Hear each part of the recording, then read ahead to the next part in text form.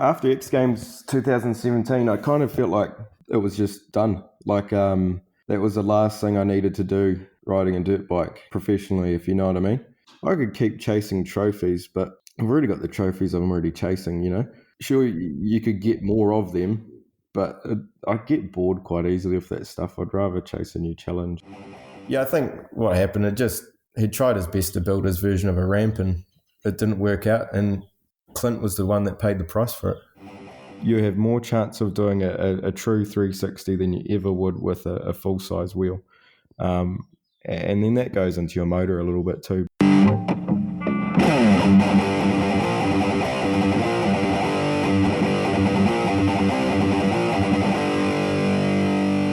Hi and welcome to the Riders Lounge podcast. I'm Steve Summerfeld, your host for today and every other day on this podcast. There are as many other projects I can find in freestyle motocross or anything else in action sports that I can get my hands onto, even to the point that I'm now commentating video games of all things. So if you want to see someone commentate pixels, I'm doing the very best I can with the Night of the Jumps and TIMX FMX World Championship Series on Facebook Live. But I can't believe that I've managed to get one of the greatest ever riders who's ever strapped on a pair of moto boots to sit down and have a chat, not just about his career, but what I think is even cooler is his new direction after retirement. And he's not even 30 years old. It is Levi Sherwood. Not that he doesn't like doing interviews, but I do know that he doesn't have that much time with all the projects going on, so I'm glad he had time to sit down for this one. I've known Levi for many, many years now, having ridden with him, like at Narrogin, which I spoke about with Fungi on the last podcast interview, and even a couple of the New Zealand Farm Jam comps, which was, for me personally, they were the most fun competitions I ever did. So after watching Levi progress so fast in front of our eyes, it was only natural that he shocked everyone with that first Red Bull X Fighters win with his signature rubber kid style, and that he would go on to completely dominate the sport of freestyle motocross for the next decade. He was one of the big handful of riders who were at every event and pushing all the time. And if you've listened to some of the other podcasts or you've heard me commentate other events like the World Championships, unfortunately for most, if not all riders, Levi Sherwood is my personal yardstick in which to measure everybody else by in so much as style. I'm not going to fanboy this too much, but just in my personal opinion, there is no other rider who is as smooth as Levi in terms of freestyle tricks. There are, of course, guys who may go bigger and do gnarlier things. There are more technical riders maybe, but for pure style, with the level of tricks in his era, Levi is number one in my books. Now, I didn't want to focus too much on his riding career in this interview because we've all seen him progress over the years. If you don't know too much, there is plenty of YouTube footage that you can go and find out how he got to the top of the sport. But I'm guessing you all know who Levi Sherwood is by now. So in this interview, we look at his retirement and going into the next stage of his life, which I find really interesting. And I know many of you listening to this podcast do as well, as I even had a bunch of questions from one of our listeners on this podcast, Clark Williams, who actually sparked this entire interview after I saw a photo of Levi doing this huge NAC 360 looking thing at a show just last weekend in New Zealand. And I called bullshit on Instagram that he's retired. Clark was in the comments section and he asked, hey, why not get Levi on? Levi saw it, and now here we are. So thanks very much, mate, for helping make this happen. So you could say it actually pays to be looking at the Riders Lounge podcast Instagram. That was perfectly timed because I've added some of Clark's questions into this very interview. But also for everybody else, if you haven't already seen, my main supporter on this podcast, Rothaus Brewery from Germany, have actually helped me offer you guys some free beer. Something that I personally love more than anything is seeing free beer flowing, and I'll add the link in the show description that you're listening to now. So all you need to do is go to the Riders Lounge podcast Instagram, follow us and Rothaus, and tag a mate who you'd love to drink a beer with and hopefully pick yourself up a free mini keg of beer. Basically, we want to get the word out there to more FMX or moto or action sports fans in general about this podcast, and we figured, hey, if free beer doesn't help, nothing will. So if you're listening and you're a regular listener to this podcast, or if this is the very first time you've listened and you're loving the show, why not let your friends know about it, and let's grow this community of like-minded people. And if you're a moto rider, you'll know how important personal sponsors are, and I want to thank mine for all their support over the years, including Spect Eyewear, who I've been working with at Night of the Jumps, but now they've sent me some sexy Red Bull Spect goggles, which arrived in the mail last week, and I'm loving how bloody comfy they are. Also, Lakes Networking, who look after my websites and emails and keeping me connected around the world. Custom MX, Motorex Oils, GB Orthopedics, DEP Pipes, TCX Boots, and RaceFX. And if you need any products from any of those, just let me know and I'll see if I can pull a few strings and get some deals for you. All right, thanks very much for hanging around this long. I'm sure you're also ready to get into this interview and hear what the man, the myth, the legend, Levi Sherwood has to say about coming out of retirement.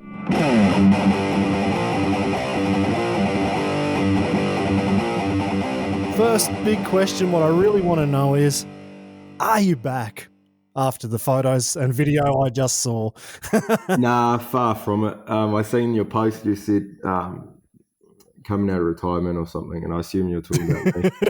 But no, I've got no ambition to do it. I don't want to play that character anymore. So I still enjoy riding, and when I ride, I don't know how to ride at like 50 or, I can't ride less than the best I can give. Otherwise, I'm not really having fun. So that's probably why you're assuming it. But nah, just having a few scenes in the backyard. So the Big Boys Toys show? Yeah, Big Boys Toys. Just a bit of fun. Yeah. Just a bit of fun. Big focus for me, around that stuff is I want to be able to push freestyle here in New Zealand further, get a few younger riders and all the rest of that stuff. So part of that is actually riding events here to grow it, So, I think we done nine shows last year, and normally I'd ride like one or two shows in New Zealand, but really trying to push that. And then this year we were aiming for more, but COVID kind of put a skew on that. And but anyway, yeah. So that's that. I still enjoy doing that stuff. I actually enjoy it a lot more now. Well, I guess the next thing is the photo and that video that I mentioned you on. What was it? 360 knack? Is it an underflip? Is it a whip flip? What the hell was that? Oh, I didn't see that. I assume, I think I know what you're talking about. I don't really know what that is. It's just, it's like a whip flip knack or I don't know. I'd like to kind of spin them a bit flatter, to be fair, but I just go off the lip and just pull the one bar sideways and then step off it. So call it what you want. Fair technique. Just peel off, pull the bars one side. Yep. Yeah, pull one. No, it's just funny. Step off the side. It'll go right. If I don't step off, it goes real pear. Oh, yeah, I bet. Yeah. No, it was just crazy seeing I saw the photo first and it was just that flat, the bike's flat, you're flat looking down with the knack. And I was like, all right, not too bad for a guy who's retired. Like there's only a handful of guys that can do a 360 knack anyway after 15 years of having 360s. And I was like, oh yeah, pretty good in the day of. I enjoy it. It's funny. I actually haven't ridden. Everyone's like, "Oh, you're coming back." I'm like, "No, seriously, just haven't touched the bike." Not from, not that I haven't wanted to. Just I've broken wrist and been busy working on this project and whatnot. So it was actually I rode once before that show just to kind of dust the cobwebs off. So I was, just playing with it.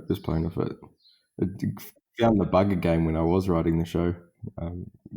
Not that I ever not go like I don't remember, not for a very long time. I don't remember any times where I didn't enjoy riding, but it just seems lately this last year, every time I've ridden my bike, I've enjoyed it more and more, which I purely put down to lack of pressure and all the rest of the stuff probably. Yeah, well, that'll be a question I was going to ask you a little bit later on, but do you miss it? Like it's been now, a year and a bit, 2 years since we've really seen you in Yeah, major competition. I think it's Do been you miss 3 it? years since I've ridden a comp. It was X Games 2017. I mean, exception of 17. OzX last year, but um, yeah. So I mean, it's funny. I was laughing with the OzX boys about doing that event, and it's like, man, I feel like I'm coming out of retirement to call a retirement. You know what I mean? I actually really had to knuckle down to go and be able to ride that. So, but no, do I miss it? Yeah, there's certain things I miss. I think I always will miss. One of them, like Yeah. I mean, I'm not a big fan of traveling, but I do enjoy catching up with everybody. I mean, you know what it's like. We're all friends, but we're Yeah. all from different parts of the world, and the only real reason we have to be in one area is riding dirt bikes. So I do miss that part. Um, don't really miss competing. You know, I do miss, and I've kind of filled that challenge void with other stuff. So I Yeah. don't really care for not having the challenge of competing. Um, but yeah, but then there's some stuff that I'm on the complete opposite end. Like I said, I don't really want to play that character anymore of having to go and try and be the best or do whatever. Um, yeah.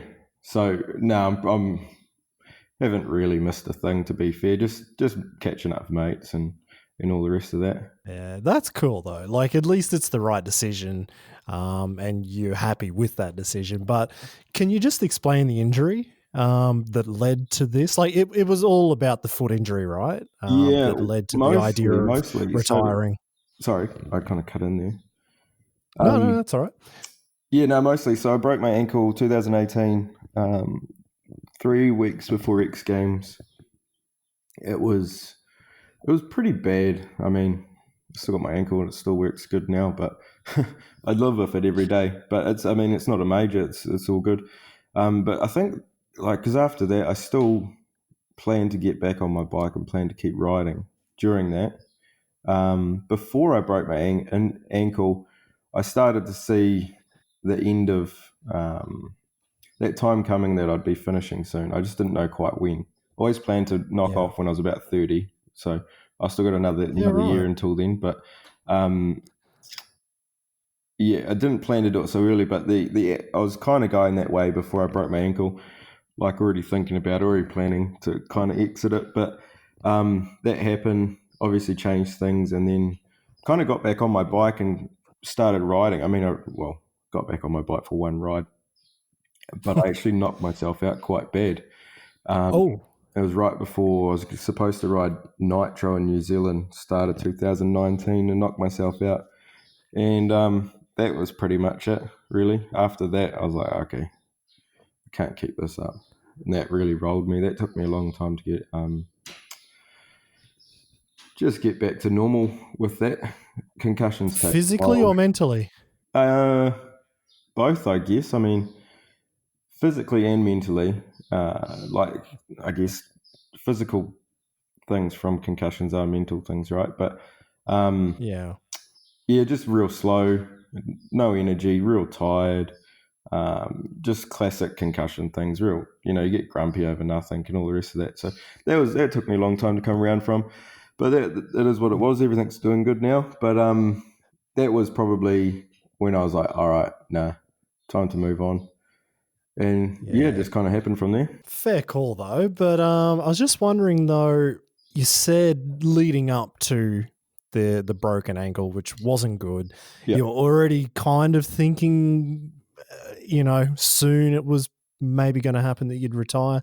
Was that because of the pressure of this sport, of how gnarly it is, or what was leading you to that point already? Um, yeah, for sure that had a big play in it. It was what was it? I kind of was finished, but I didn't know. This is all I know. All I knew was Yeah. to get on my bike, try learn new tricks, turn up to comps, try win comps. That's where I was mentally was. I think after X Games 2017, I kind of felt like it was just done. Like that was the last thing I needed to do riding a dirt bike professionally, if you know what I mean. Didn't really have Yeah. anything left to chase after that. But I just did, that's because all I knew. Yeah. So that's kind of where that was, but it wasn't until I hurt myself and reevaluated things and I really started to think about that. Or actually, hey, you know what? There's more to it. And it was probably good. Like, I don't think I needed a kick in the ass like that to actually, move on or take a different path from there. No, did you ever find like I kind of look back on your career because it doesn't shock me, but I was surprised that you retired so young at the top of your game. And it looked like you had so much more left in the tank to give, even if you didn't feel like it. But that's just what it looked like as a fan of the sport. But like, if I look back, I think, yeah, Levi was the guy from Red Bull X Fighters. Like, that's where you just dominated almost every event that you were at, and it seemed like that was the main focus. Would I be correct in thinking that? Or was it X Games, or was it just anything? I mean, it was anything I turned up to. X Fighters seemed to be, obviously where I've done best, had the best results and whatnot. Pretty much where I spent most of my career, really. I chose not to really ride anything else and just focus on that. Obviously, X Games every year and whatnot, but I just meshed better with the style of X Fighters events rather than X Games. X Games is a very funny one for me. It still is. It's Yeah. yeah, it, it is what it is. But I think you probably hit the nail on the head there. Yeah, that's kind of what I got the feeling like. Obviously, Red Bull is your major sponsor, and you've been with them for, I don't know, donkey's years now. Did you ever find like it's the Red Bull event, it's Red Bull X Fighters, you're killing it there? You put that little bit extra effort in for X Fighters, and yeah, like you said, X Games is a different beast. X Games always surprises me with anything and everything, with how it operates and who's in, who's out, who gets a call, who doesn't get a call, those kinds of things. So yeah, with X Fighters, I was just thinking, you've got Red Bull behind you fully to make that happen, and you did well there.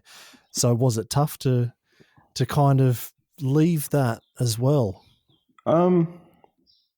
Yeah, I mean, as far as events goes, that was by far the best for, I think, any rider. Doesn't matter what helmet you had, they took care of everyone. So that was always good. It makes it easy when the event's on your side. I mean, talk to anyone that goes to X Games, and this is just the way life goes. Like, it's just the way it is. But X Games is a different story. You got to travel halfway around the world for most of us, and there's no help with nothing, and it is what it is. But yeah, X Fighters was always a pleasure to be at. So, was it hard? Not really. Like I said, felt like I've been doing it for a very long time, and I kind of just got to the point. It was more so after I broke my ankle. I was like, I could keep chasing trophies, but I've already got the trophies I'm already chasing. Sure, Yeah. you could get more of them, but I get bored quite easily with that stuff. I'd rather chase a new challenge, and I guess I'm fortunate to be able to do that in certain ways. That's so cool. No, well, I was sitting here actually just thinking, it's been a long time since we've crossed paths. Very long And I was time. trying to think of the last time that I saw you, but every Germany, time I was probably. thinking back, I was thinking the one memory that kind of stuck out is when I reversed your ute into a power pole at Shuey's place. Yeah. At the same time, you jumped your, I think it was a KX 250F into his dam, and it was for a unit photo shoot. Yeah, And KTM at that stage, but yeah, I remember that. was a KTM. Yeah, it was. Sorry, yeah. Yeah. That was I was talking about that just the other day. That was me and my prime. I hope you're not still dirty on it. 16 or something. Just full weapon. Yeah, I was just sitting there thinking because, like, I remember with that ute, like, you actually packed up from Australia. You were living in Australia for a little while. And then after I crashed your ute, after you sunk your bike, I think it was only a couple of weeks later, you packed up and moved back to New Zealand. Like, did you just get the shits with us and go, no, I've had enough of this, I'm out? Well, I had no ute to drive, man. I had to get out of there. That's Nah. it. No, that's it. I had enough. I'm out. Yeah, Oh, I nah. can't remember how much that cost me. So my dad was living in Aussie at that stage, so I just kind of bounced back and forth. I spent about 6 months in Aussie, 6 months here, and then I think I'd done another 6 months, and then I went to the States, and then from then on, I haven't really been back. I mean, been back for events, but that's about as far as I've been. Not going to touch too much on the retirement anymore. Like, I'd rather get into the good stuff, and that's talking about ramps and jumps and carbon and bikes and things like that. But it was funny, like when we were working up to this Red Bull Dirt Diggers with Night of the Jumps last year, and in my mind, I had you to have the riders there. I was like, yeah, I want Levi at this event. And it sucks you didn't get there because you're obviously still out with your injury at the time. You still hadn't retired yet. And then we were talking about having you at Night of the Jumps this year, actually at the World Championships. But we built your ramp last year for Dirt Diggers. So we had one next gen ramp built. And actually, they built two because I think they stuffed up with the order and two were built. And you didn't turn up. I was absolutely bummed. Yeah, no, everything kind of, I mean, everything changed, but it didn't change. It all kind of fell into its own place, I guess. But it was, yeah, I mean, it took a while to kind of accept it. And you're not like, I think when you're on the fence with something like I was with that, a little bit, I mean, it sounds like I wasn't probably, but Yeah. you're always a little bit doubtful and you still kind of will carry on as normal in certain ways. Yeah. Which is where I was going with that. And I mean, we were talking about heading over and doing some events, which would have been quite cool, something different, you know. But yeah. Yeah, that's it. Like I thought, with Dirt Diggers, that event was free ride / freestyle. It was in my mind, like pretty much tailored perfectly to your style of riding. I was like, oh, this is going to be sick. And then of course you couldn't come. So that was a bit of a bugger. And then actually I really enjoyed like thinking about the idea of having you come to the World Championships at Night of the Jumps, which is generally an indoor arena kind of comp. And I remember you said you hadn't done it before. It was something completely different. And that was kind of a challenge. But then, of course, then it was all over. So it was a bit of a shame, but I mean, we were close. We almost had you over here. Almost. These things happen. Yeah, These things happen. You're doing very well to get me to go to Europe, to be fair. Not that I really love being in Europe. It's just so far away. I just, you know what I mean? Any time I was over there, it was generally I'd try to string a few things together or obviously with X-Fighters, I'd just go. But yeah, I was always very hesitant to head to Europe.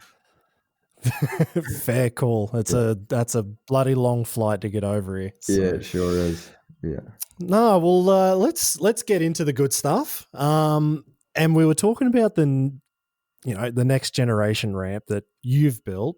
I know ramps is a big deal for you. You mentioned to me a couple of times, like when we were getting the plans. What was that? Well over a year ago. Yeah. I remember one thing that really stuck out, and I guess it's one thing that you've probably noticed turning up to different events, and there's always that piece of shit ramp that just sucks, and you don't know what happens when you jump it. So is this whole ramps thing, is that kind of you trying to change the sport or change how everyone looks at building jumps, building ramps, whatever? Yeah, for sure. Like, I mean, like when I was in the thick of it, when I designed that ramp, I wanted to see change in the sport. I still do. But I'm not in that side of the sport now, so it's not directly affecting me. I still think there's change to be made for everybody to make it better for them. But I'm not going to be here pushing it.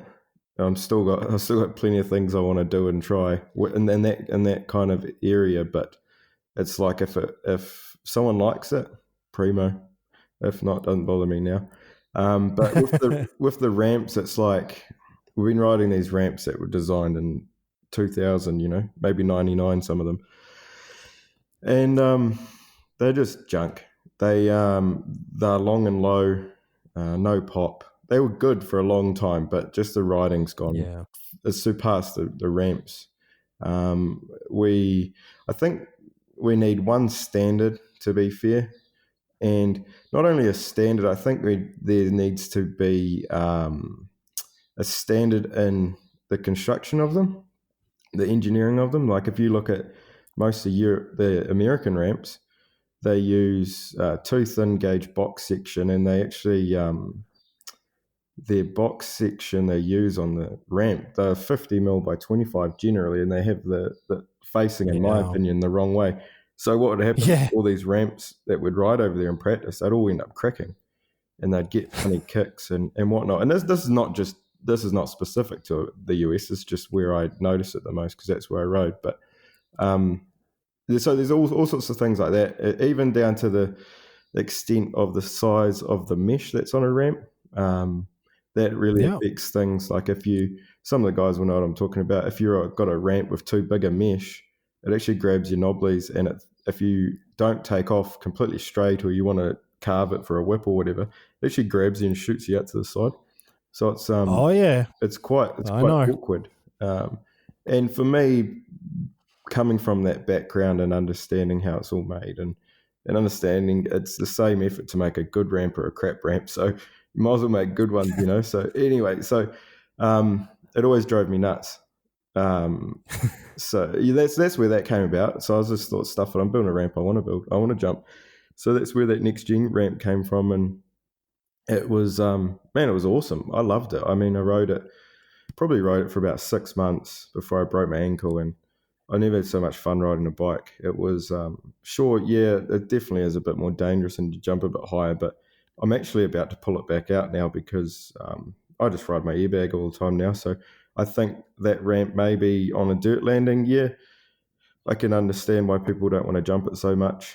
And when I was riding it all the time, I was definitely in a different headspace. So not much bothered me back then. So wasn't really a concern. But now with airbags, man, I think that's a good ramp to have, even to the extent you might not jump 75. Like I think I jumped 73 when I was riding it all the time, and it found its happy spot there. So that's where that's at. But I mean, just recently, as far as ramps go, we just got an airbag landing from Big Airbag, and all right. That's for our shows.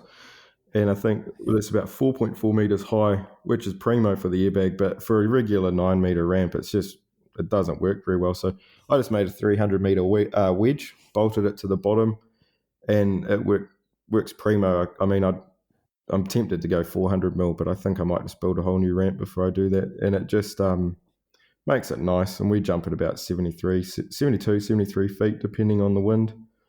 And just works, you know. Works for whips, works for flips. So there's a lot to be done there, I think. Yeah, it's good to hear actually. Like, I know what you mean with mesh. I never rode that much mesh in Australia. Generally, every ramp was built with plywood. And we'd paint it and put some sand in the paint, and that'd wear off after about 3 jumps. So, you know, you're always putting rubber marks up a plywood ramp. And then I remember when I came over to Europe the first time and I jumped full mesh run up on a mesh ramp, I just sent it. I jumped so deep. I could not believe how far I went. It was ridiculous. But then I've had those ramps where, like you said, you get that big gauge mesh and she bites, or your back tire just digs in, and you just end up peeling off to the left or the right when you just did not expect it. So I like to hear that, you know, that was one of the main things, try and standardize the actual building of the ramps. I think that's pretty important to get guys to actually think about that and do it every time. Even to the point, like, get rid of the ramps that they've got now. Like, just go, okay, this is garbage. Don't bring it. Or if you want to ride it, just have it at home. But that's right. And I mean, it'll be a transition period. I mean, if something was to come out and people will make a new one, sure enough, they'll enjoy it hopefully, and then the old one will become obsolete, and then that's just going to transition around. That's it. With the next gen ramp, then what were you? Are you thinking that ramp would be a standard? Was that your idea that would become the standard ramp, or was that your idea because you just wanted some other tricks to land, but you have another plan for a standard? I mean, like I had the plan for that to ramp to change things to make it better. I would have liked to see it turn into to be standard, but I think for that to happen, there'd have to be other changes, So it'd be like one of the challenges was turning up to events and having landings being built correctly, So each track builder has their own theory on it, and most of them are very good. Most of them are very good at working with you, and they'll make changes. But then certain builders don't like to make change. And to be fair, I'm in the same boat. No one likes change too much, But it's Yep. That ramp works very well with a landing that matches it. So that was another thing. But now, since then, airbags are becoming a bit more mainstream, which I think is absolutely epic. Asked me that 5 years ago, I would have said something different. But today, I don't think I'd be riding freestyle for fun if it wasn't for airbags, So it's keeping me around, and I actually enjoy it more because of it. And like I said, I got nothing to prove now. I don't need to be a hero, and it works really well. But where I was going with that is the airbags are helping that because you can get away with generally the angle of the landing doesn't matter as much with an airbag because there's a bit more give.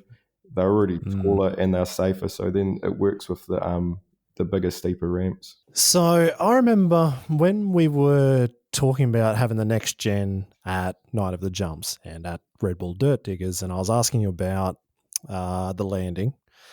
And I think you told me 5 meters high and whatever angle and blah, blah, blah. And we built, I was like, yeah, that's pretty fucking big. And then you went and remeasured. You're like, well, actually, mine's a bit smaller than that. It surprised you that your dirt landing at home wasn't as big as what you'd thought. But the landing we made at Dirt Diggers for it was massive. It was so big. And then seeing guys like Pat Bowden and Jared McNeil, Squibby, I think there's a couple more that jumped it. And they were going to the moon, but with a big landing and it was nice and steep. It looked good. We probably could have made the landing even better, but we had other ramps going onto it as well. I guess that's the problem. Like to try and have that ramp plus other ramps in a small space, it's like, well, you kind of a little bit of a sacrifice, maybe a compromise sometimes. Oh, for sure. If it was just the one ramp and the one landing, it's no always problem. a negotiation, You never quite get it to suit everything. And now talking about it, starting to come back to me a little bit. That's part of the reason I wanted the bigger ramp was we went through the stage of quarter pipes absolutely everywhere on every landing, and they all had 4.5 to 5 meter landings. Yeah. So I remember we were at X Games one year and we had the quarter pipe landing, which was the main freestyle landing. It was Austin one year. And it's fine. I mean, like you said, it's always a negotiation, trying to get everything to work in one with limited space and budget. It's always a mission. So that's another thing is what I thought. I was like, hey, these landings are here to stay with the quarter pipes. So why not build a ramp to fit the landing rather than a landing to fit the old ramp, Very true. Very wise words. So you've double flipped that ramp. Tom fronted it at what was it, X Games Sydney, which looked awesome. Yeah. Where do you think you can go with this ramp? Like, I guess they're the two major things. Was to double flip it and to front flip it. Is there other things you want to see done on it or could be done on it?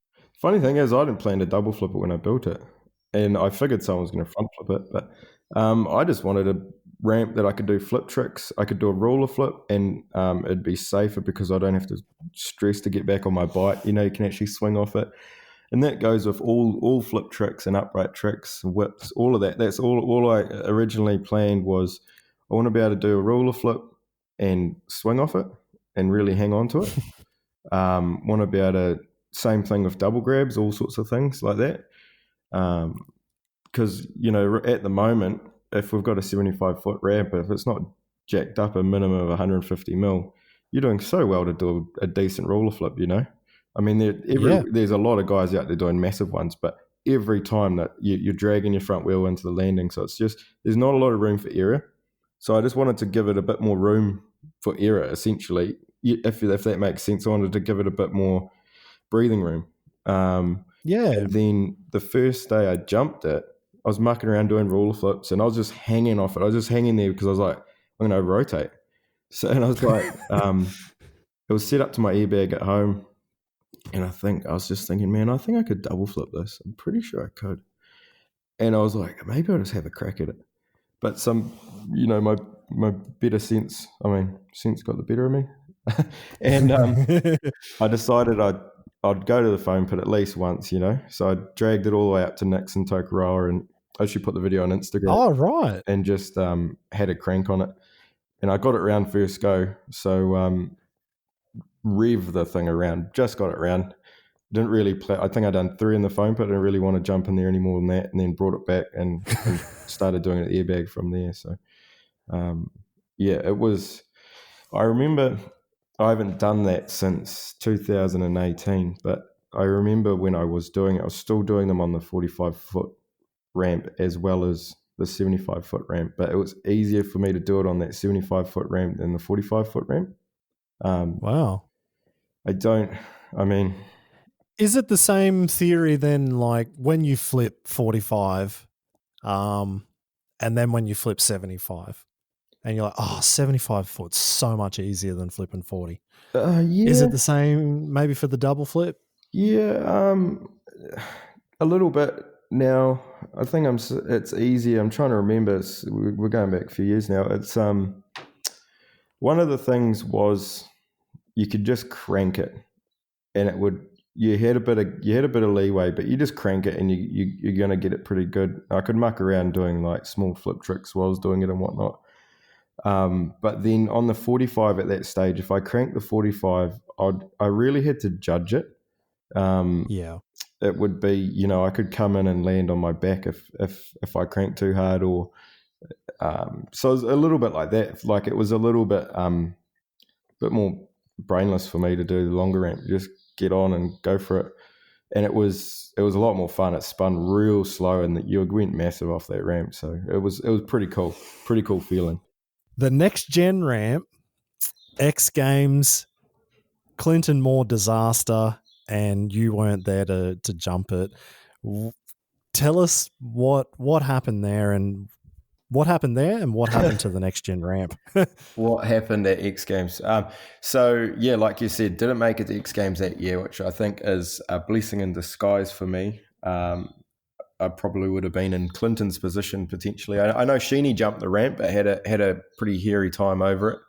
But Sheeny's a mad dog; he pulls anything off. So, but yeah, like from my understanding, I seen photos of this ramp that Matt McCall built, which is supposedly a next gen ramp, sitting at Parlour, leading up to X Games for people to jump. No one touched it, but I knew that was supposed to be the ramp that was going to X Games, but I knew it wasn't the ramp that I'd designed by far.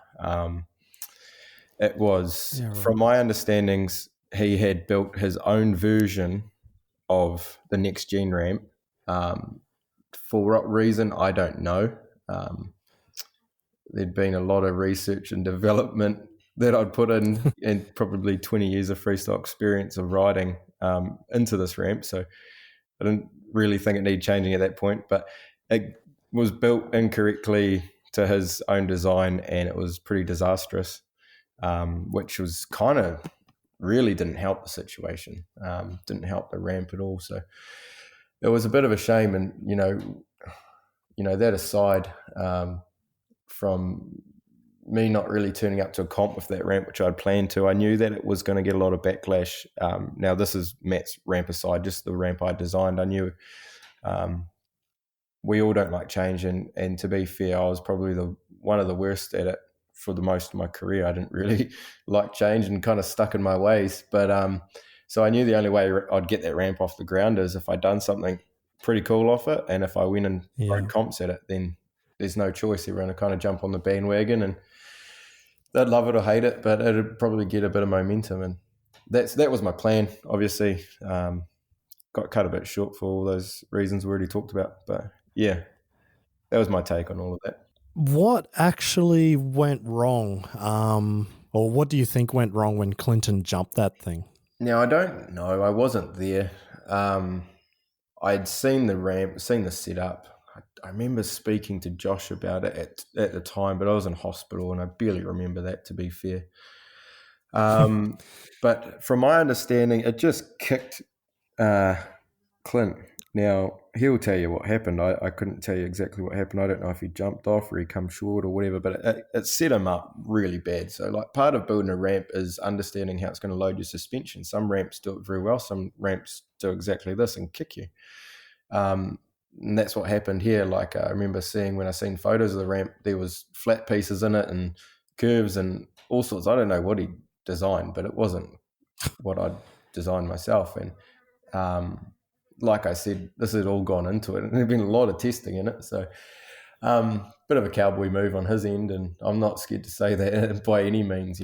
I think it's stuff like that that really ruins our events and comps.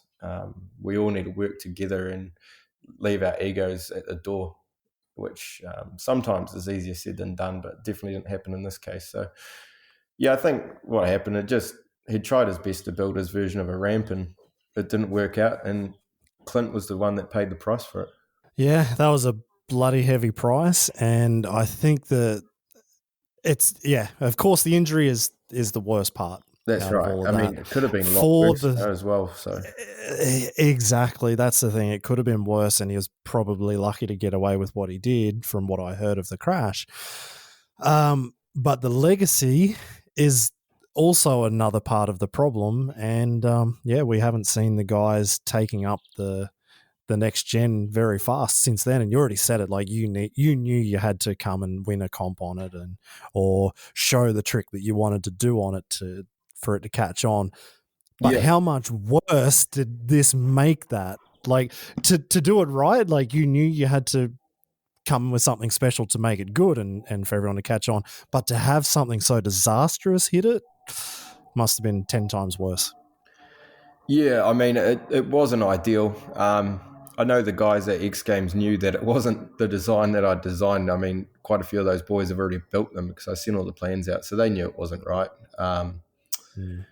But I mean, yeah, like you said, that's probably the last time I was in a comp. Although it was at Sydney X Games, the boys were jumping it there. Tom was doing front flips, other boys were doing massive tricks over it, so that was pretty cool to see. But yeah, just didn't have the pushing, which is not there.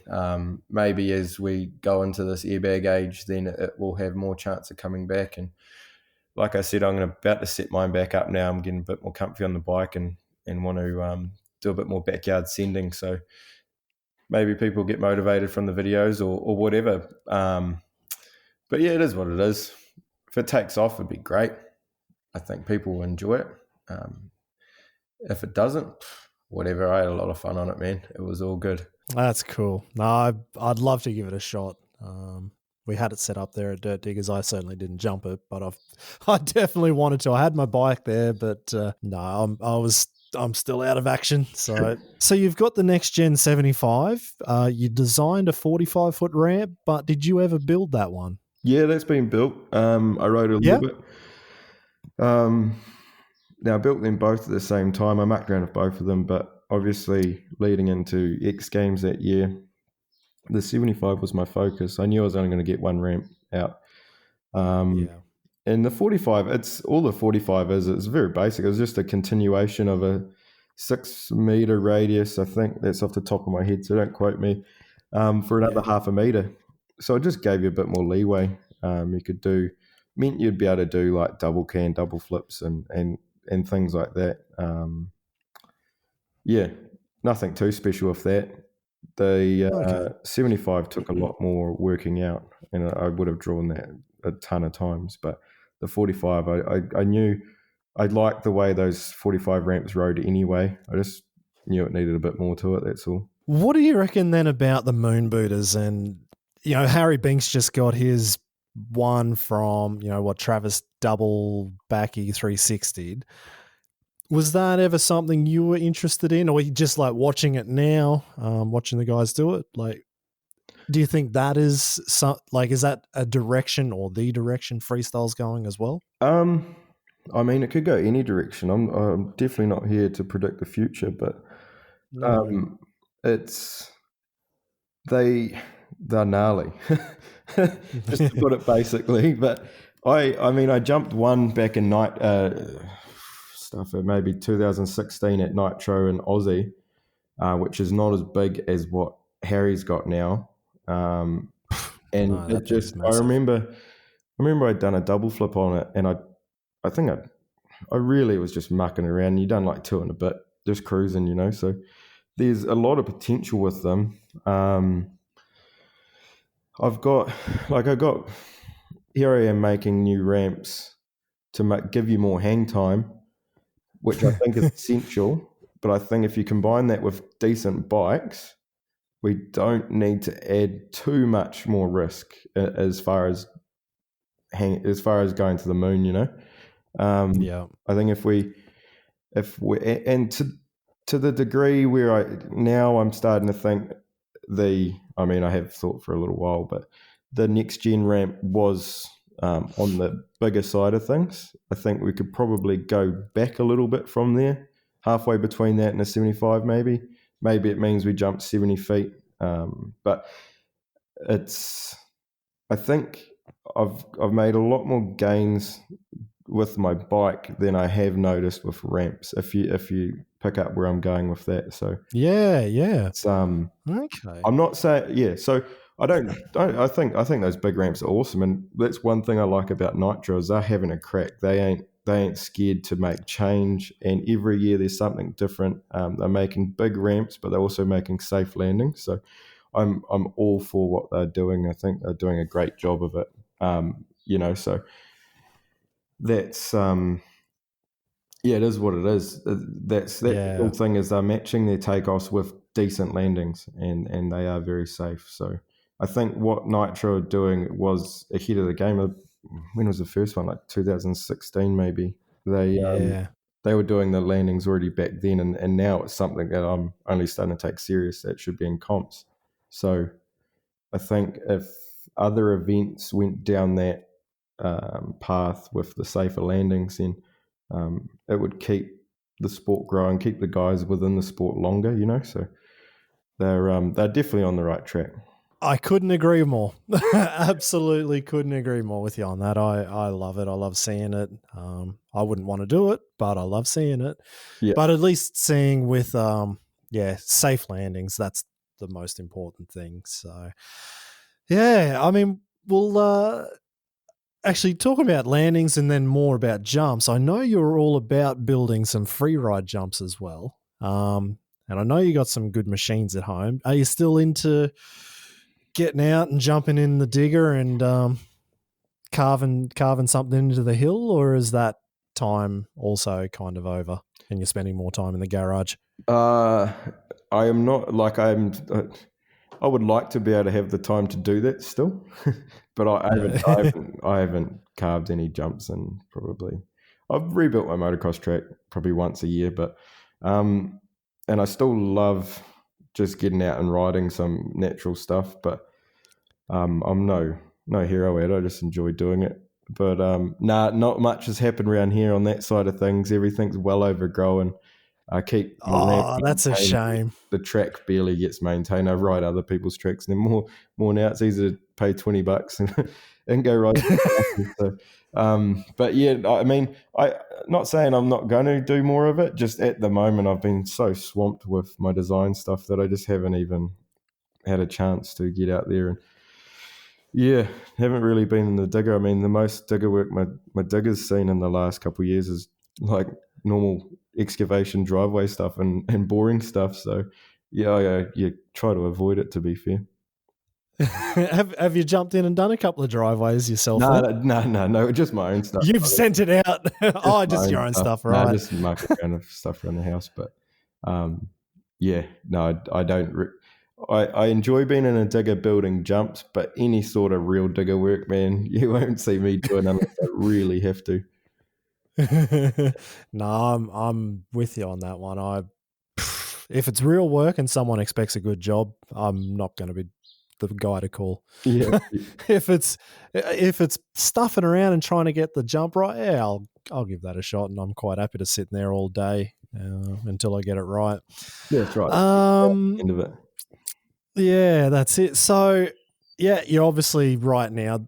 Your focus is designing, and you're working on the bike, and that's what I wanted to find out about, actually. And I guess did it all start? Am I wrong or is my memory quite hazy? But did you start with mountain bike frames or BMX frames? Is that kind of the first thing with the Shogun thing that you were doing, or? You're bang on. Started making BMX frames years ago, and then just kind of escalated. Like, there was a long time there where I was riding, but I spent more time in diggers and in my workshop than riding bikes most of my career, to be fair. But there was a long time there where I'd work on heaps of random stuff, like big bicycles. It would just be, I don't know, engineering, whatever, stuff for the workshop or anything, car stuff, truck stuff, whatever. And then that was at a time where I didn't, like, I kind of lost the passion in riding a little bit. And the one thing that helped me find it again was I just redirected my passion with engineering into stuff that was beneficial for my career, whether it be ramps or bikes. And that's really what probably kept me going the last 5 years was the challenge of learning myself on engineer, like different engineering, whether it's carbon fiber work or welding or machining or anything like that, even down to just bike setup, so that kept me kept my passion there and kept it alive, and probably pushed me further than it would have if I didn't. I was kind of getting a bit burnt out, like around 2013, 14. That's kind of when that changed. But yeah, so it started out with the BMXs and then kind of just transitioned into dirt bikes. Yeah, see, I did pick up on something, because I remember it must have been about 13 or 14. And I remember coming into an X Fighters, and I don't know, maybe it was just something I could see in your eyes, or maybe just how you held yourself at the time. I was like, I reckon all he's been doing has been making that BMX frame or mountain bike frame, whatever it was. I remember you put some photos up on like pretty much everything at the time on Instagram or Facebook. I don't even know what it was, but all it was just you making frames. I'm like, I don't even think he's ridden before this comp. I think he's just in the garage, in the shed, just building. And turns out I was right. There you go. Yeah, so it was the case for quite. Picked it like a dirty nose. Yeah. So it's crazy then to think from there, like you use that as if it's your motivation to keep going and work on stuff to keep your freestyle career going on. But here you are, just completely blowing everyone's minds. Like I'm pretty transfixed, actually, just looking at Instagram to see what else you're building and what the next piece of gadgetry is that comes out of your place. And is it something cool? Like, is it for you to sit back and realize that you've made a bike? Well, I read the other day it's 89.5 kilos, if that's correct. You've made a bike that manufacturers can't get that light, and race teams don't get that light, and they're spending millions upon millions every year, and you're just one dude in his shed. It hasn't really dawned on me like that, but there's a couple of things that that work in my favor in the terms of what you just said. Is when you're a one-man band, change is very easy to make and it's very cheap. You don't have to go up and down tiers within a company. Don't have to get permissions. Don't have to work within all these regulations. That's another thing, is there's no regulations with the bike, which I think is absolutely great. If we had regulations with freestyle bikes, it would kill the sport. Yeah. The only thought I had on a side note to that, with regulating freestyle bikes, should be wheel size, because that is the main factor that performance factor in the air. As soon as if you drop the wheel size, you're going to be able to spin a lot better on different axes. But then it kind of kills the sport, I think. So if you went down to an 80 wheel, you have more chance of doing a true 360 than you ever would with a full size wheel.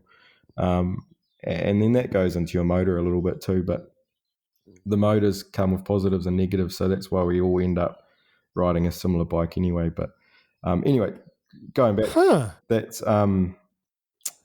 that's why I see I can make changes like that. Sure, it's not cheap on my end, but it's cheaper than what these big companies can do. And also, I'm like when a lot of people have hit me up like, why do you make it out of carbon fiber? It'll break, it'll do this. When I designed that bike that you've seen, the old one, that is been designed purely for performance. Like, I didn't care if I fell off the stand and it broke something or whatever. As long as it didn't break when I was riding, it fit its purpose. If I crashed it and it didn't break, it was potentially too heavy and it was not fitting its purpose, if you know what I mean. So there was a lot of different factors which do help when you coming back to that, I guess. Oh, mate, you've just blown my mind. I'm still thinking about the wheel sizes. Far out. Yeah. Right. I never thought about that. Would you think, though, in freestyle, you're just talking about the regulation, would that kill it, though? Like, would it not be a good thing to see some guys try it and see what happens? I don't know. It's not. I mean, this is just my opinions, but I don't like the idea of it. So part of building that bike for me was I wanted to build the best freestyle bike I could. I wanted it to resemble a dirt bike, you know. If we don't follow certain guidelines like that, certain rules, I mean, they're not really rules. All I wanted was made the wheel size needed to be the same, and then it needed to resemble a dirt bike. And what that's going to stop is, before we know it, we end up riding motorized scooters or something, you know. It's going to be, it'll end up being very weird, and we'll lose where our sport come from and go into something else. It'll transition to something else. Now, it's kind of like, you know, you're not going to see a BMX go and ride slope style events, because sure, the BMX could probably jump most of that stuff, but there's a reason why BMXs spin so much better than a hardtail mountain bike, and that's purely on wheel size, and that's your gyros, which practically keep you straight. I mean, going back to it, that's why I don't like 450s, is there's so much engine weight, there's so much rotational mass in that motor that the bike's so rigid in the air that you cannot there's guys that ride them very well. Like, look at Sheeny, he can spin 360s. Bilko, they can spin 360s very well, but the bike, for me personally, it's just not active enough. It's all your, I've ridden them off and on ramps over the years just for a bit of fun, but all your movement in the air has to be done off the takeoff. Whereas, say, the bike that you're talking about, I can leave the takeoff and then move it. I can just tell it what to do, really, and it seems to just follow it, you know. So that's some of the stuff I've chased. That's unreal. I won't go into everything, and I don't expect you to rattle off every part, because I know Smacker, my former boss at Freerider, he's just written a story for ADB, so I'm sure he's written down every single part, and there'll be pictures in that magazine. So I'm sure we're not going to upstage that one. But what are the main parts of that 2017 bike that all those photos are out about now? What are the main bits and pieces that we should be looking at and going, yep, that's the right direction. That's why Levi's thought of that. What are the main parts? So that bike was what I finished up riding on was what I call my comp bike. I rode practically that bike at X Games in 2017 without the carbon fiber. So it had all the stuff that was on it, just not the carbon fiber. So that's more static weight stuff, which is very important, but not as crucial as the other stuff. But the main thing was the swing arm, gas tank, steering stabilizer was amazing, but that was a personal thing. I never found a steering stabilizer I liked my whole career until I finally figured that setup out. I rode that bike's 3 years old now, and I've never serviced that stabilizer, so that's saying something. It works just as good as I built it. Better than the old GPR problem where you see somebody in the pits at an event going, "Oh, she's bloody leaking again," and they're squeezing oil in. That's right. I mean, the stabilizer is it's a just off the shelf road bike one. I just retrofitted it to suit. But that bike is what I based off what I've started designing with my company to release the aftermarket freestyle parts. So from that bike, I learned a ton of stuff just around the geometry side of things with the swing arm. And then now, since that bike, I've developed triple clamps. The good thing about what I've developed now is what I had on that bike was modified, so you can only make certain changes, but then it messes with the geometry. So I shortened that swing arm quite a lot, but it actually rolled the rear end drastically. And if you look at photos of that bike, you'll see the forks are slammed. They're about 20-something mil. They're practically touching my handlebars. Oh, to try and keep the rake somewhat standard, but it's still far out. So those are problems that I could address when I make something from scratch. So I've actually, with the swing arm, I've shortened it, but I've relocated everything to suit, which means that the bike, you can just chuck the swing arm on, but it's going to keep the original stance, like the original fork angle and travel, and all the rest of it's all the same, as well as with the triple clamps, relocates the front wheel, and it makes that work very well. Like, those are the two biggest things I'll do to any bike to make them ride well. So I've got a bike here which is practically stock. All I've put on is my swing arm and my triple clamps. Macca actually done a feature on it earlier in the year before the carbon bike, and that rides nearly as good as the carbon bike. Obviously, the weight is still practically standard, and I've changed certain other little things, but it's mostly stock. But with those two things, I can double flip it very casually. It's very nimble in the air, real easy to whip, and all of that, and it's just ready to go. You don't need to muck around too much, so that's kind of where I was going with that stuff. But from the carbon bike, those are probably the biggest things that I changed and noticed. The fuel tank obviously is another big one, and then obviously the coolest thing of it is the carbon fiber by far. So which is, it made a massive difference, but not to the extent of what the swing arm does.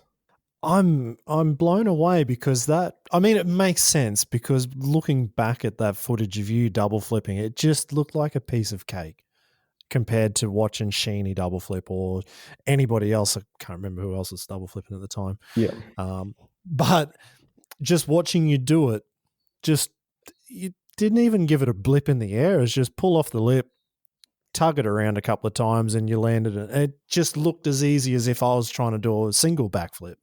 And it was, so you're thinking that swing arm triple clamps is basically one of the major things to make that happen. Yeah, for me, they're the go-to. You can do it, reasonably easy, and it's not a major, like, that bike. It's, I don't know, I only just started riding again, not because I wanted to, just because I didn't have the parts for my other bike turn up in time. So I was like, I'll have to pull this thing out, which I was very hesitant to do, but I'm very glad I did. It's so much fun to ride. It's so easy. It's nearly to the extent it's got autopilot, man. It just wants to do, you just start it on the takeoff and it wants to do what you tell it to. So that's pretty cool. But it's another thing that with the double flips, which I've said to people before, but I don't think they quite grasp what I'm saying, is the power delivery of a KTM 250 it just seems to be perfect for double flips. Yeah. They're very torquey motors. They can go from walking speed to wide open throttle, in the space of a super kicker in second gear.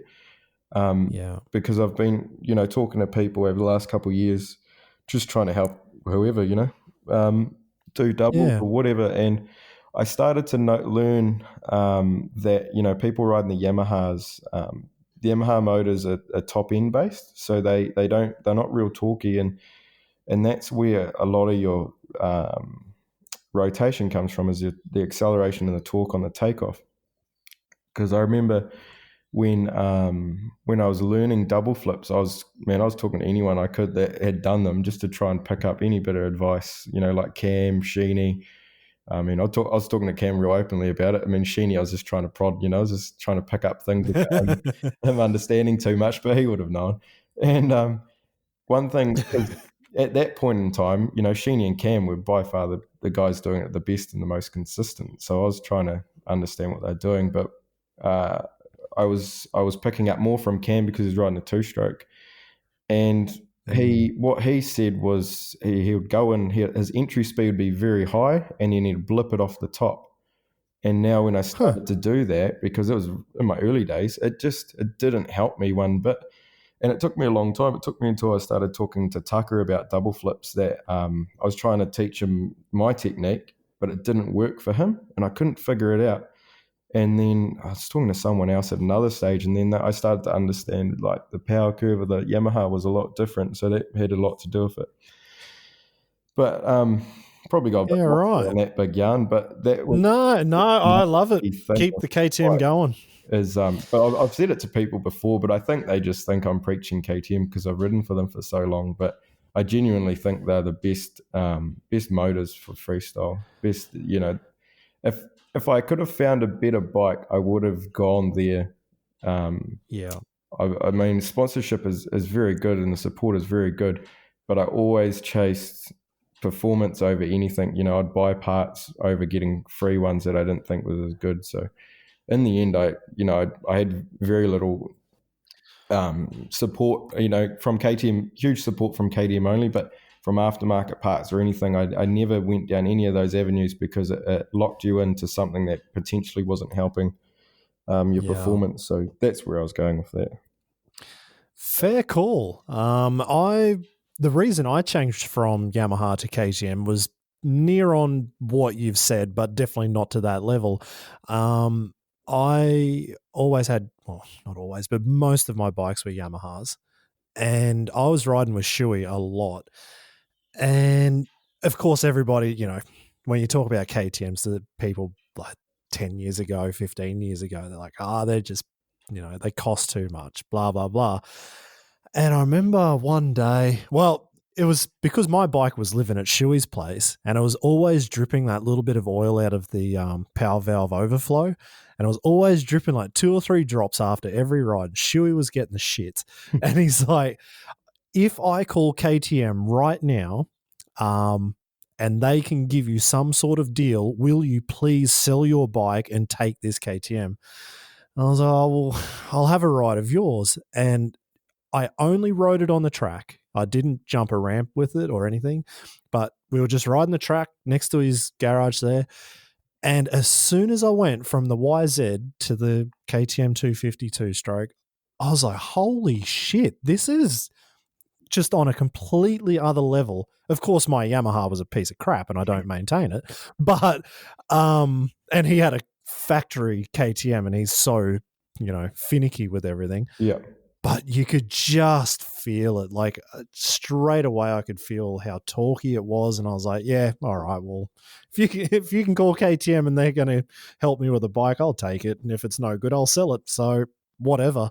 And as soon as it came, like I said, my bikes were always bog stock. I never changed anything because if I'm traveling, I just, knew I could turn up and ride the same bike. Hopefully it's better than the one I've got at home. And it was always good. So that's, I'm completely with you on that one. Yeah. I did, this is 2010, I think. I was staying with Mike Mason. I think we played more Call of Duty than we were riding dirt bikes, but we went out riding at a spot out there in Vegas, and I don't know, we were just mucking around one day, and we swapped bikes to jump on the ramps. And his was pretty trick. I mean, Cliff used to take good care of it. He had all the cool stuff on it. A very nice bike, but had like pro circuit heads and all sorts. But it was, I mean, it was nice, but it just, like what you said, it just never fit my riding style. And ever since then, I've never even, not that I ever looked back anyway, but it just didn't suit me. So I can pick up what you're putting down there. Yeah. Did you, this is again, maybe my hazy memory, but you were riding 300s there for a while, I'm guessing. Yeah, off and on. Or am I wrong? No secret at all. It just depends on the tracks, really. I just pick and choose. So the 300 was just purely a top end, very simple, just swap it in and out at the events. But they were torquier, but they didn't rev out as much. Now, not much different. The top end was much the same, but they just didn't quite rev out as much. So it would just be, I'd just pick and choose event to event what I would want. Anywhere at altitude, I chucked a 300 on. And saying that, the last year in 2017, I just run a 250. Even at like altitude in Salt Lake City, which is not real crazy, but it's still enough. I just mucked with jetting and fuel and all that, and it seemed to sort it out very well. But yeah, I played with them a lot. I still have them here. I'll probably still use them in the future, but just depends what kind of style or what trick or what you're trying to achieve, really. Were you just traveling with your gear bag and you just have a 250 and a 300 kit in your bag and you just chose when you got there, or did you pre-plan that? Oh, look, it was all pre-planned wherever we went. I think sometimes I took both of them anyway, but it would always do research. It would be like, okay, where we're riding, what's the temperature, humidity, altitude, what's the fuel that we can get, and then obviously all of the first few things I mentioned would dictate what fuel we would use from there. We would go out and buy our own fuel or do whatever we could. Would never rely on any event stuff for that. And that's, I mean, probably part of the reason my bike always, but in saying that was a lot of that was Gabe, guys with you looking after my bike, he was very smart with that stuff, very organized with it. And he took a lot of care in it. So we always had good success with the bike setup, which was nice, but that was all preparation, Oh, that's interesting to hear. That's definitely cool. Just thinking as a rider, you get that call to go to an event, and you got to buy plane tickets, you got to buy whatever. But yeah, you've got to check the humidity, you got to check the altitude and the temperatures and things like that. So it's interesting to hear that you were doing that. I don't know how many of the other guys do it, but that's good to hear. I guess you've already kind of answered this now, so it's probably pointless asking. But I had written down, what about going to the 500 two-stroke? Or with how KTM has dropped so much weight out of their 450s, like, out of their stock bikes. And so I was just wondering, like, with your weight savings that you've got throughout the bike, what if you had a 500 in there? Would that help, or would it even maybe hinder? Because I know Jacko's got his Pantera 500. He's put some photos up recently and can't wait to see what he does with it. But from your point of view, 500, good idea, or you're not really interested in that? I mean, it's like I said, it'll have its purpose. One day someone will want to do something and they'll run out of power of whatever bike they've got, and they might need the torque of it, and it'll fit perfectly. As far as what I can foresee, what I'm doing, I don't have a need for it at all. Yeah, it's going to add some more weight and all of that stuff, but it really just depends. Like, I mean, the first thing I can think of would be the ramp that Harry's got would suit a 500. All right. Because that's a massive ramp. It's probably a third gear kind of takeoff, but maybe that means that it's a 500 with that kind of torque. I don't know. Never jumped a 500 riding freestyle, so I don't even know if there's a purpose for it, but I'm sure there will be at some stage, but it will probably be one-off, and it's not going to suit a lot of like general freestyle riding, in my opinion. Whether it does, someone will prove me wrong for sure. For 450, I don't. Now, a lot of people won't want to hear this, but my personal opinion with how I've ridden bikes and from my experience, I believe the 4-strokes are very limiting. Not saying that you can't do more than what's been done. I just think they don't fit with where I see the bikes going or the riding style going. I think a lot of the 450 craze came about when 2-strokes were kind of fizzling out as far as technology goes. People are too scared to go into KTMs. And then, I rode a 450 for a good 6 months over a summer once instead of my 2-stroke. And all I noticed was I started riding better because it was change. It was something different than I had ridden before. And I think that's like that big wave that we've seen, I don't know, might have been 10 years ago now. Yeah. People riding these 4-strokes, everyone got way better. So everyone started jumping on the bandwagon. And man, I was on a 4-stroke at a certain stage. But I think a lot of it was just change for people. And sometimes any change is good change. It just revitalizes you a bit.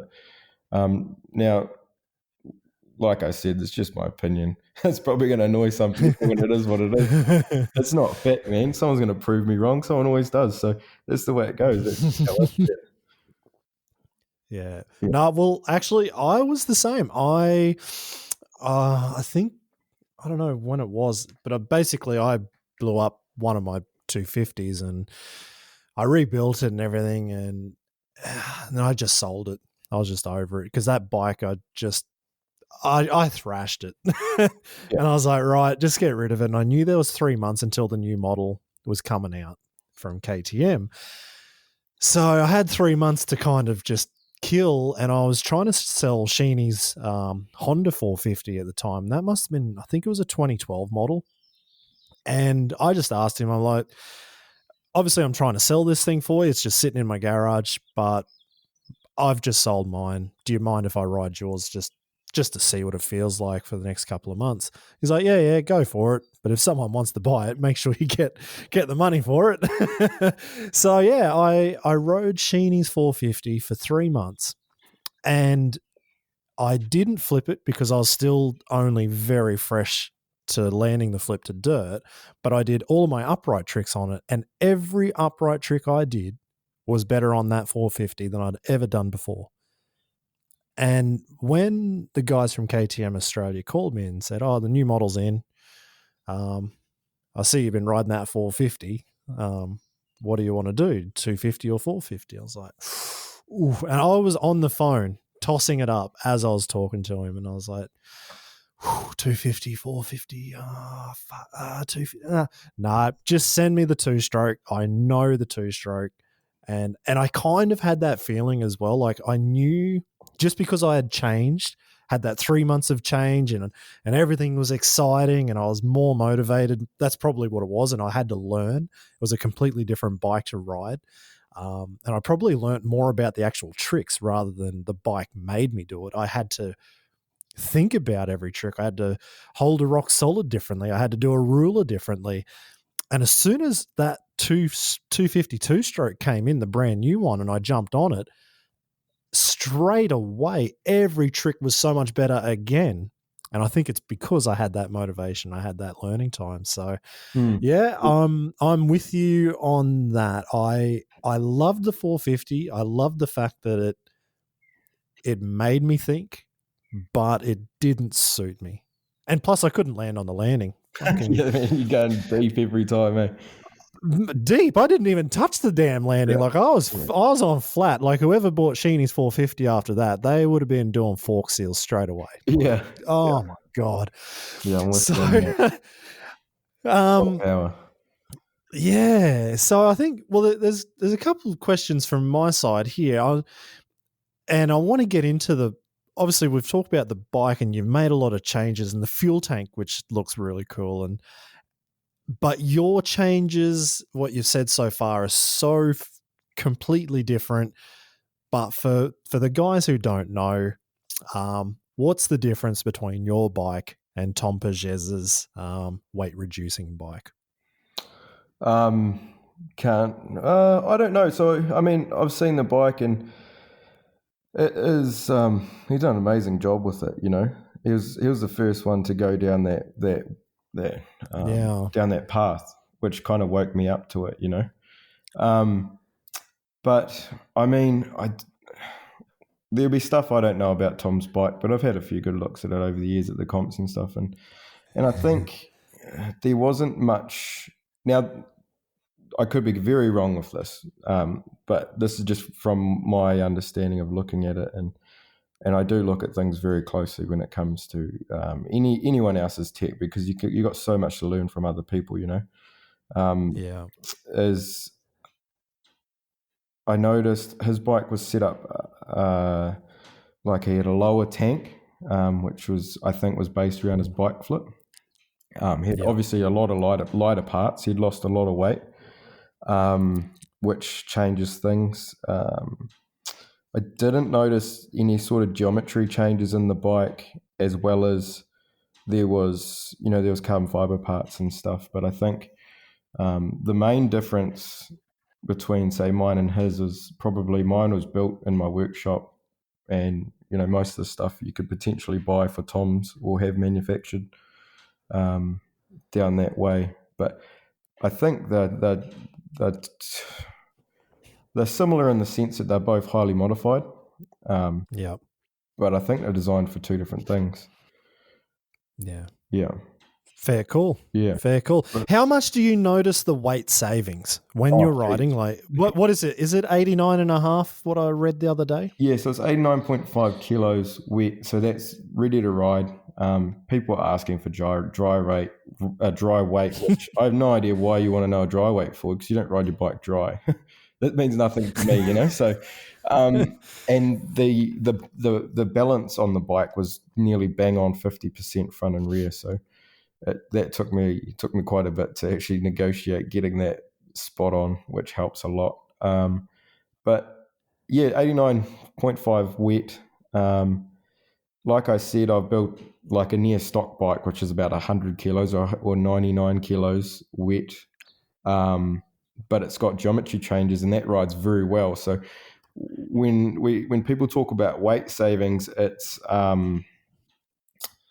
it really depends. You could save 20 kilos on a bike, but you could save 10 of that in the wrong position, and it doesn't change the performance a heck of a lot. Sure, it's nice and easy to put on the stand, but it's so it just really depends where the weight is, what's it's from, what it's from. Is it unsprung? Is it sprung weight? And is it within your motor? Is it reducing drag on the motor? Is it all sorts of stuff like that? So that's I think probably got a bit lost, but I do notice the weight in my bike a lot. If it was within certain areas, if I changed 200 or 300 grams, I could feel it. Doing whips or flips. There was certain times when I was building that bike, because obviously I'd build it and I'd ride and I'd build it and ride. So I was only doing one thing at a time, front to rear, middle, back, whatever. If I lost too much weight on the front versus the back, it would throw that out on the ear. I'd flip and it'd be like an unbalanced wheel. I'd actually have to move the body position depending on where the weight balance was. So you notice a ton of it. It's not actually my main focus when it comes to designing freestyle bikes. Is the weight is always there. You don't want excess weight. Everything needs to be built to work, but you don't want too much of it. But it's there's more important things within that bike design than just the weight. No, exactly. Well, then I suppose I probably should have worded that question better. Do you notice the changes you've made, and how do you notice, like, in which aspect? Is it with specific tricks you really notice on whips? Obviously, double flips, we've spoken about them a lot, and flips. But let's say whips or any, is there really big things that you've really noticed that you could not possibly go back to a stock bike on? Geometry, whereas a swing arm and triple clamps for sure. Which is, it explains it that I pulled this bike out after not planning to ride it again because I didn't have the new parts for my bike. So I'm not riding a stock one. There's no way. Yeah, right. So there's that. They make a big difference. Obviously, the steering stabilizer, that's more of a comfort thing. Like, you're not going to be able to do anything more on this bike because of the performance of that stabilizer, but it's just very nice. That's all. I really like that. Yeah. And the power, like how the motor's been tuned over the years. I've changed certain things, whether it's length of exhaust, not a lot, just fine tuning. It's most of the stuff. It's I play with the muffler length, the deck height, and just the head, like the squish. So whether I deck Oh, yeah, or not, yeah. as well as the jetting. Now, I don't make huge jetting changes, but it might be, sometimes I always would make big changes when I was learning a trick, because when you're learning it, you need a lot of help. You don't know what you're doing, so you need all the advantage you can get. But then as you've learned it, you get a bit more comfortable. You can actually tune your bike back to a general setup. So I'd do that quite often. Whether it was meant that I wanted to lean it out because, say for a 45-foot double, kind of want a little bit more response. So I'd lean it out a little bit, or I'd change my deck height a little bit like that, or maybe I run a shorter pipe. But then for the 75-foot ramps, the bike would fall over before it went off the top of the ramp, as in the power curve. So I'd richen it back up, and I'd give it a little bit more deck height and lower the head a little bit more again. So just little things like that. Now, I wasn't doing that all the time. It would just be as I needed to. But yeah. So answering your question, I did notice all the changes. Yeah. And sometimes I noticed changes and they weren't better, so I'd have to go back to it. For as much as I've done on that bike, I would have done just as much and changed it back, or done saying, but that's how you end up where you're going, Yeah, fair call. Can you use these parts that you've made for racing? Like, do you think there's a market there as well? Oh, no way. That bike would be terrible on a track. Just different, different individual stuff. parts. To be fair, not really. None of it. If anything, I've thought that it would potentially be very good for endurocross with the right suspension setup, as in just pre-valving, just with the bike balance, the weight. I think I don't ride endurocross, but from sitting back watching, I think, okay, well, if anything's going to be suitable for this bike, it potentially would be that. But in saying that, this bike is obsolete as far as what I see now. This is old tech, but and that's part of the reason why I decided that I'd actually show it off now. I was like, I better show her off now, otherwise it'll be forgotten about.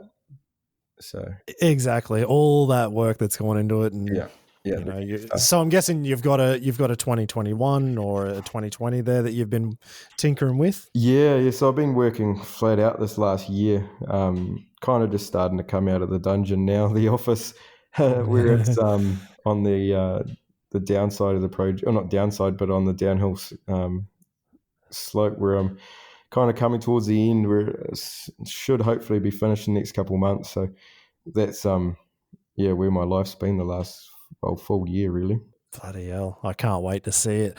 Well, I've got actually a couple of questions from one of the listeners here, Clark Williams, who's also a Kiwi, but he's a high school teacher, and he's not too bad at photography, and he loves freestyle. So apparently he got into some X Games, got some photography accreditation to get in there, but he wanted to know a lot more, and I didn't even know what the hell he was talking about when he sent these questions through with the engineering side of things. So I'm just going to shoot the questions that he asked. You can answer them, because when we get to engineering, I've got a stick welder and I can put some chicken shit welds on a ramp, and I can lathe up a few things, but Yeah, I'm not too handy there. So yeah, no, I'm stoked that Clark actually sent some questions through for you. I guess we'll start simple. He said, when designing new parts, how universal can you make them?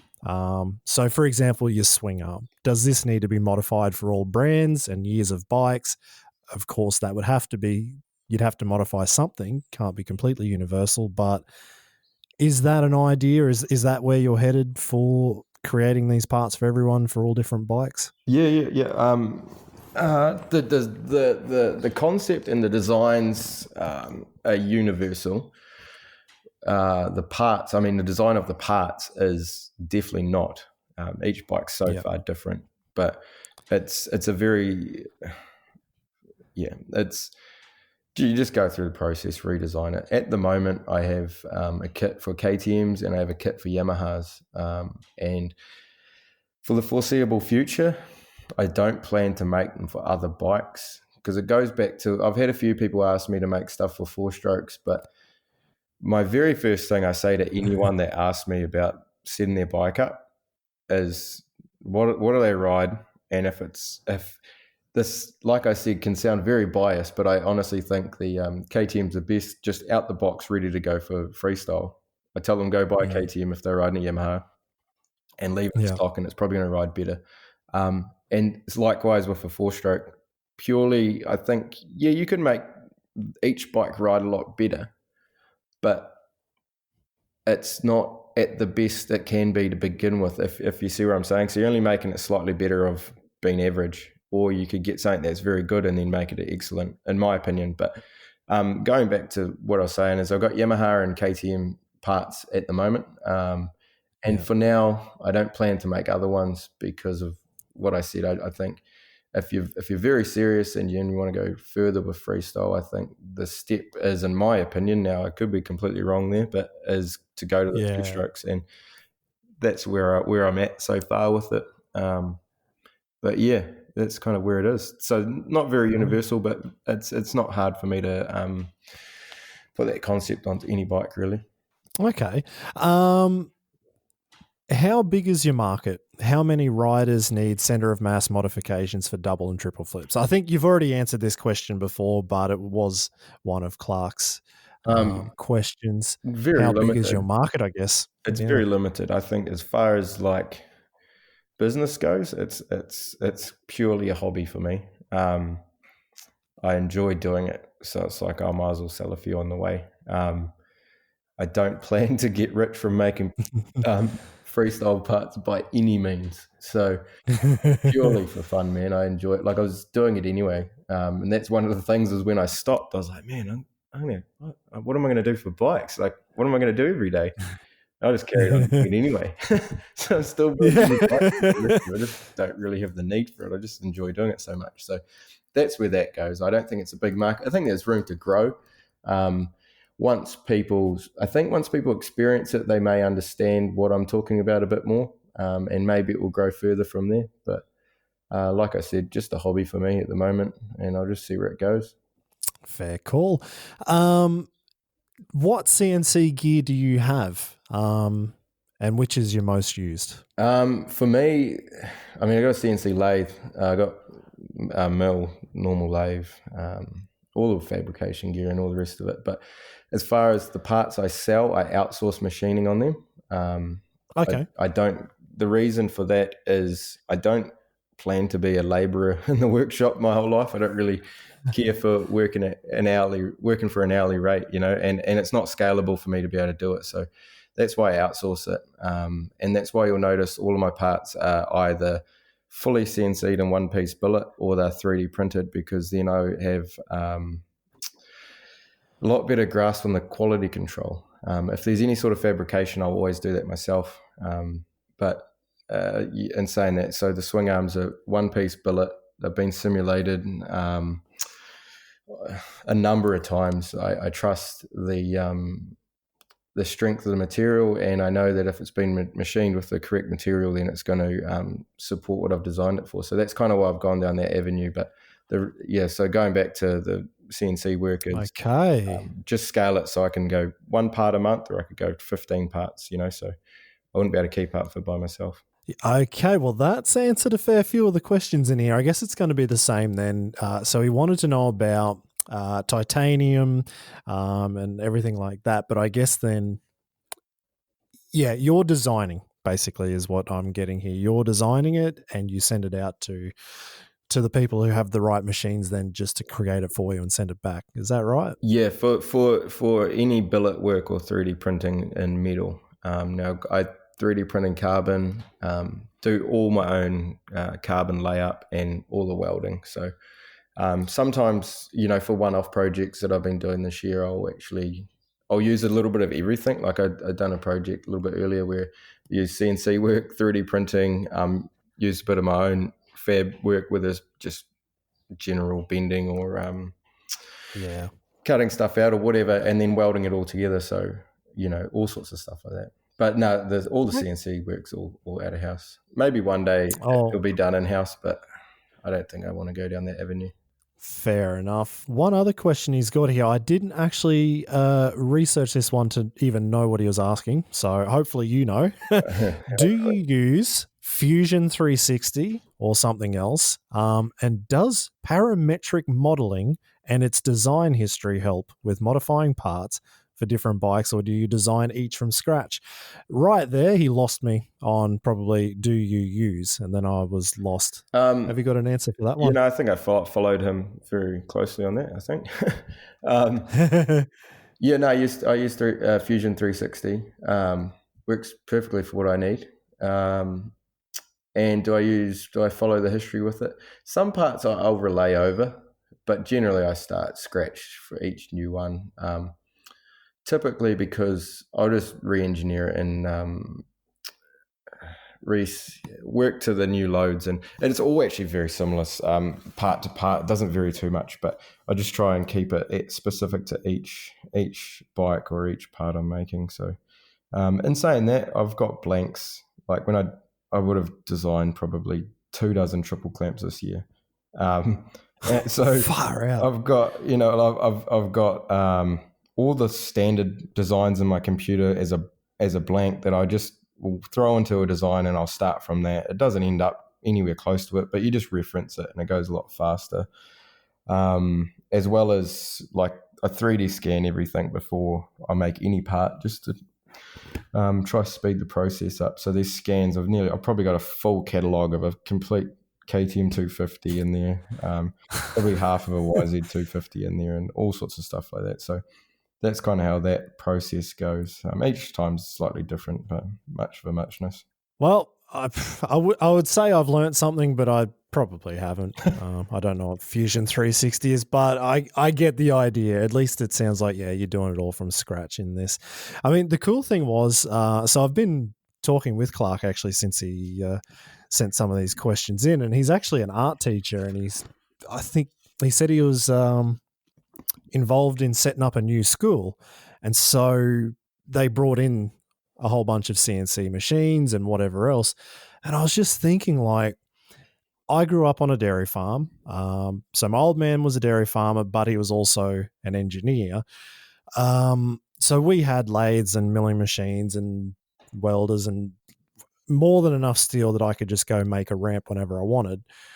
But at high school, Shop B and Shop A, like the metalworking and woodworking, it was just so boring, and it never got me interested. But then when I was talking to Clark, and he's like, yeah, we've got all this new technology, and I'm just thinking, man, imagine if I had that when I was young, and imagine what kids would be able to do if they've got these kind of tools that you're using right now as well. Yeah, hopefully it breeds more creativity, and maybe we see a lot more of this coming through in the next couple of years. Yeah, for sure. I mean, with the software now, it's so much easier to and more affordable to get your hands on. Like, I mean, I've been interested in engineering my whole life. I left school to be an engineer, but didn't quite make it that far. But so I've always worked with my hands. I learned a long way by learning, welding, machining, all that stuff just manually. And then it's only been the last 2 years that I've started on the computer. in saying that, probably wouldn't change it, because I think if you have an understanding of actually working the tools, it helps you designing it a lot. But what you can achieve through the computers is well beyond what you can by doing it by hand, So like that's what that bike that we've been talking about half this time, that was all hand fab. That was full backyard engineering, whereas the new stuff's actually it's still self-taught backyard guy, but it's on a different level, just purely because I have access to all sorts of different tools now, and access to other people's workshops, essentially, to be able to scale it. Like I've quite often thought, oh man, if I had have picked up the computer stuff while I was riding, the stuff I could have made and got done, and still had the time to go and ride every day, then it could have gone further. But I mean, I needed to go through all the stuff I did to learn and get to where I am now, so I wouldn't have changed a thing. But yes, as far as the kids are concerned, they've got some awesome tools out there, even to the extent of just a cheap plastic 3D printer for modeling stuff and checking your designs on. It's pretty cool, man. There's some cool stuff to be done. Have you got any tips for kids out there thinking to get into this sort of thing? Like what should they be doing? Getting the plastic 3D printer, by the sounds of it. Any other advice? I don't know. I think kind of what we talked about. Download a free version of any sort of CAD software. Most people are going to Fusion. There's a free version of that. It works very well. I'd get a cheap 3D printer like you talked about, and jump on YouTube, man. There's so much to learn off there. I always call myself a YouTube apprentice, because the only way I've learned anything, I just kind of get the equipment, jump in the deep end, fail somewhere along the lines, find the right advice, and then go from there. I think we're living in an age where you don't necessarily need to study or go into a certain school or whatever to learn certain things. Obviously, you do for certain qualifications or whatever, but for doing stuff like this, there's a lot to be learned outside of it now, which is opening up a lot of opportunities, I think. Absolutely, completely agree with you. I spent 6.5 years at university, and I don't know how much of that I use. That's right. I mean, I never really even made it to the end of high school, but I don't remember a thing of it. That's the thing. Yeah, like YouTube does everything these days. So yeah, I'm with you on that. Yeah. So I guess to wrap things up, before we started, you said you're either going to do some work today, or you're going to just pack it all in and go for a mountain bike ride. What are you doing these days? What is a regular day for Levi Sherwood other than this new project? Is it mountain bikes to get out and have a bit of fun? What else? What are you up to? Honestly, it's mostly design. There's certain days where I was just 16, 18 hours every day on the computer, but this last probably few months I've kind of settled in, got most of the work done, so I'm actually been pretty cruisy with it. I'll do the work I have to, and go mountain biking, go riding, go to the pub, do whatever. There's still a lot of things to be done, but just kind of settle. I think I'm only just starting to settle in to the not like riding professionally kind of thing. Like, yeah, sure, I still ride shows and do a bit of that stuff, and still ride bikes all the time, but just realizing there's another day tomorrow. There's work to be done tomorrow, so try and achieve something, one or two things a day, and as long as they're decent, go out and enjoy the rest of the day. But in saying that, like I said, I'll still do big long hours when I have to if I've got work to get done, but if I don't, I'll be out on my mountain bike or doing something fun. Happy days. Thanks very much for joining us, mate. It was awesome to have you, and it was hopefully more people have learned about engineering than I have. But I really did want to pick your brain about ramps and bikes and all that sort of stuff. So thanks very much for jumping on. Yeah, no, thanks for having me. It's good to catch up like we're talking. It's been a very long time. So appreciate it. Appreciate the opportunity. Well, there you go. There were a few surprises in there, but I hoped you enjoyed this interview with Levi and you found some things to take away. It's great to hear him sounding relaxed after a career of pushing the limits, and I also can't wait to see what in the world he comes up with next. As I mentioned in the middle, Levi did do an interview with fellow Kiwi and a bit of a mountain bike hacker as well, Simon Macker, for the latest ADB magazine, which is either out now or is in the very, very near future. And I'm sure there are many more photos in the magazine and more in-depth coverage of the process that went behind this all-new bike that Levi has been working on. So grab your copy of the magazine to find out more. Actually, Smacker was my boss when he was the editor of Freerider magazine, and I was writing monthly columns and some stories there and a lot of bike tests and everything else. And actually, it was Smacker who was the guy in the middle to take my idea of writing a book on freestyle motocross, on how to do tricks, how to get into the sport, and whatever else, way back in, I think, 2008. And he managed to get the publisher on board, and it was called The Ultimate Guide to Freestyle. So I worked with him on that one. Although he did screw me a little bit. I wrote the book, I did all the hard work. All he needed to do was put some photos together and get it printed. I mean, it's not that hard. And how did he screw me? Well, he put a photo of Steve Mini on the cover, and I'm like, okay, thanks. So I'm still a little bit salty about that, but after our many poker nights, I did manage to beat him in, I think, every game from memory. So I took a fair chunk of his money from the pot, so it all kind of evened out in the end. I can't wait to get back home to Australia, actually do some more of those poker nights, because they were awesome. Had heaps of guys over there, some guys from Red Bull, had Sheeny there as well, and they were so much fun. But I can't wait to get back home and actually be doing it with some Rothaus beer instead of my old home brews, which will be much better. And if you missed it at the top of the episode, there is a chance for you to win your own free beer from Rothaus in the form of a mini keg and some very nice looking Rothaus glasses and a nice warming neck gaiter, which I'm currently using as my alternative to using a mask here in Germany. All you need to do is go to the Riders Lounge Podcast Instagram, follow it and Rothaus, and tag a friend. It's simple, and you can win beer. Ideally, if you love the podcast and if you think you know someone who should be listening to it, it would just be awesome to spread the word. And if you can win some free beer with zero effort, then it just makes it all the more sweeter. So thanks very much for tuning in. It was awesome to have you here to listen to this very special episode with Levi Sherwood. And keep your eyes peeled for the next episodes. I've got some very interesting characters coming up soon. I'm not going to give it all away right now, but I'm pretty damn pumped. All right, catch you later.